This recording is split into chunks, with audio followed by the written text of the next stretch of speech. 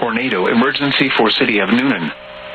The National Weather Service in Peachtree City has issued a tornado warning for Fayette County in north-central Georgia, northeastern Coweta County in west-central Georgia, south-central Fulton County in north-central Georgia, southwestern Clayton County in north-central Georgia, until 12:45 a.m. Eastern Daylight Time.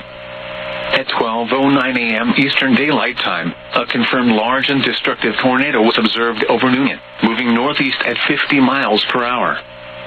Tornado emergency for Newnan. This is a particularly dangerous situation. Take cover now. Hazard, deadly tornado. Source, radar confirmed tornado. Impact, you are in a life-threatening situation. Flying debris may be deadly to those caught without shelter. Mobile homes will be destroyed. Considerable damage to homes, businesses, and vehicles is likely, and complete destruction is possible.